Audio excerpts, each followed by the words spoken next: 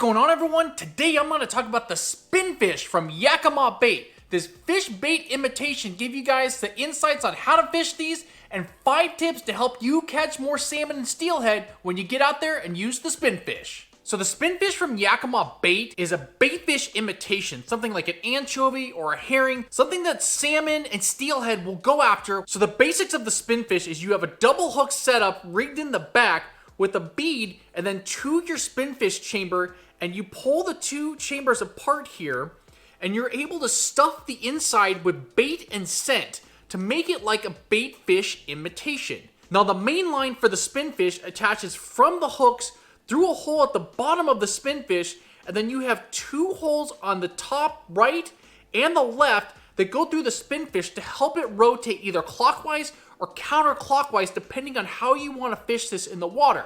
And then you have your additional leader line here that'll attach up to your swivel or your flasher on your main component of your line. Now for the SpinFish, there's a couple different sizes you can grab from the store. There's the 4.0 and the 3.0 version. If you're gonna go after big Chinook and big waters, go with the 4.0. If you're gonna go after steelhead, Chinook, and maybe coho, the 3.0 is a little bit better of a presentation. It's a little bit smaller and a little bit easier to track the coho and the steelhead when you're fishing this SpinFish. Now for my top 5 tips for fishing with the SpinFish in no particular order, the first one being that you can use a custom bait and scent to stuff in these SpinFish. Whether you're spring Chinook fishing, summer Chinook fishing, whether you're plunking for steelhead, Chinook, you're going after fall coho, fall Chinook at the buoy 10 area, or wherever you're fishing, you can stuff this with your own bait and your own scent combination. Now the beauty of the SpinFish is you can stuff each one that you put out of the boat or bank fishing with different scent and different bait inside the chamber. And when you find the combination that works,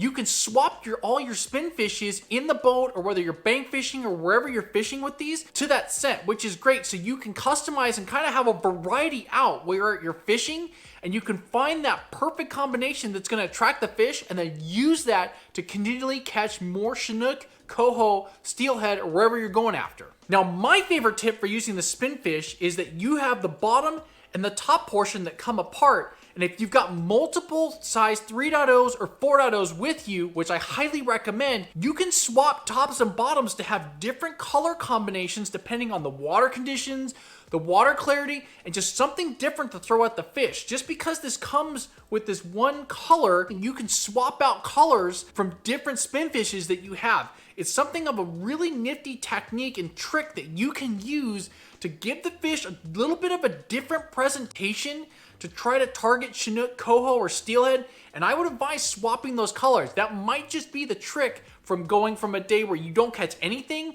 to an epic day out fishing. Now with any hardware that you're gonna go after for salmon or steelhead, always have a variety of colors. Now the SpinFish comes in a ton of different colors from the store, so I would pick up some dark blues, some reds, some chartreuses, some oranges, some blacks.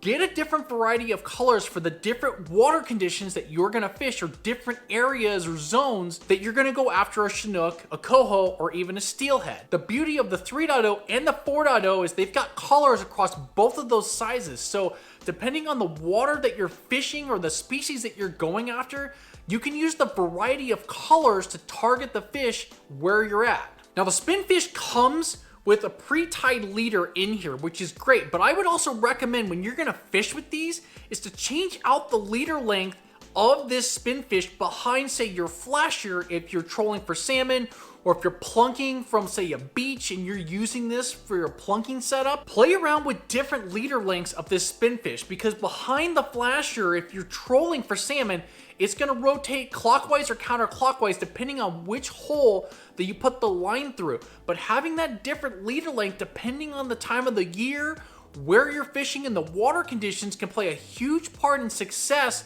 of catching salmon and steelhead when you're using this SpinFish. So as you're heading out, if you can get multiple rods in the water, play around with the leader length, and you got plenty of line here that comes with these SpinFish out of the package. So play around with a shorter leader length, like 24 inches, maybe go up to 30, which is what they recommend, maybe even up to 60. You know, have it a little bit farther behind the boat if you're fishing in bigger water. So tip when you're stuffing the SpinFish here is to not overstuff this thing. Salmon and steelhead smell in parts per billion in the water.